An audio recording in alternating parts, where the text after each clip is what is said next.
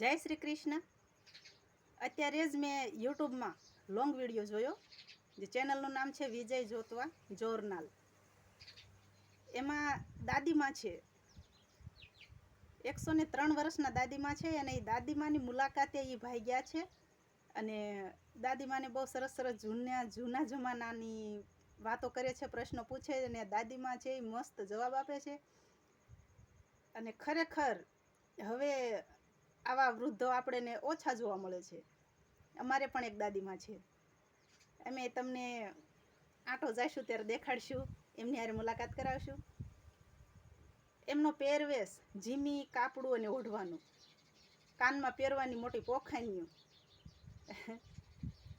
બહુ સરસ જીવન હતું. અને દાદીમાની વાતો સાંભળી અને મને પણ યાદ આવી ગયું. દાદીમા કહેતા કે પહેલાં મર્યાદા બહુ હતી. મામા ફૂઈના હોય વર્તા હોય અને હગાઈ થઈ ગઈ હોય તો જ્યાં સુધી લગ્ન ન થાય ને ત્યાં સુધી કદાચ એ ગામમાં એ શેરીમાં એ ઘરની આગળ થઈને જ એ જમાઈને જવાનું થયું હોય ને તો એ ઘર બાજુ ડોકાતા નહોતા. એટલી તો એ મર્યાદા હતી, અને ખરેખર હતી. હા, મને ખબર છે. અમારામાં મામા ફૂઈનામાં વરપત થાય છે. મારા કાકાના જ્યારે લગ્ન થયા ને ત્યારે હું ઘણી કે જેવું તેવું મને યાદ છે, બહુ યાદ નથી, જેવું તેવું યાદ છે કે મારા કાકી રહ્યા ને એ અમારા દાદીની લાજ કાઢતા હતા.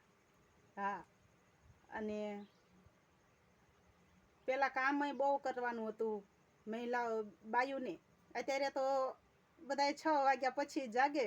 કોઈકને વળી કોઈક નોકરિયાત હોય, કોઈ હીરા ઘસું હોય તો ટિફિન બનાવે વહેલા જાગે, બાકી તો 6 વાગ્યા પછી જાગવાનું અજવાળું થઈ જાય પછી. એટલે પહેલાંની બાયું ખબર છે મને. હું મારા મામાને ગામ જાઉં ને એટલે મારા મામી જે છે એ વહેલા અંધારામાં જાગે, અને ડંકીએ પાણી ભરવા જવાનું. ગામમાં ડંકી હોય, થોડુંક ઘરેથી થોડુંક દૂર હોય, ત્યાં ડંકીએ પાણી ભરવા જવાનું. આખા ઘરનું શિરામણના રોટલા કરવાના. પાછું જો સિઝન હોય અને વાડીએ કામે જવાનું હોય તો બપોરનું પણ રાંધવાનું. અને તોય છતાંય હરખે માણસો કામ કરતા હતા, નિહામણા નહોતા કાઢતા, મોઢા નહોતા ચડાવતા, અને બહુ માન મર્યાદા જાળવતા. બહુ દરેકને મહેમાન આવે ને તોય હસતા મોઢે બધેનું સ્વાગત કરતા હતા. અને કદાચ ગમે એટલા માણસો હોય ને, મને યાદ છે મારા મામી એમની પડખે બેઠી હતી. હું એક વખત એની રોટલા બનાવતા હતા. મોટી તવી હોય અને તમારે એક રોટલા તો એક જણો બઠો પડી જાય એવડા રોટલા બનાવતા. અને ખરેખર દાદીનો વિડીયો જોઈ અને મજા આવી. 103 વર્ષના દાદીમાં છે. તો બસ એમની વાતો સાંભળી અને મને પણ મારી વાતો યાદ આવી ગઈ, એટલે મેં તમને વાતો કરી દીધી. હરવાલો થઈ. જય શ્રી કૃષ્ણ. ખુશ રહેજો. અને કોઈક એવા ગઈઢા માવતર હોય તો એમની સેવા કરી લેજો. આવો મોકો પછી મળતો નથી.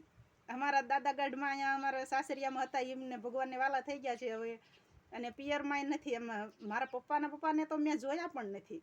અને એટલે જ કદાચ મેં અહીંયા આવીને ગઢા હારાની બહુ સેવા કરી. અને એમના જ આશીર્વાદથી, જહા દાદાના જ આશીર્વાદથી અત્યારે લીલા લહેર છે. જય શ્રી કૃષ્ણ. ખુશ રહેજો.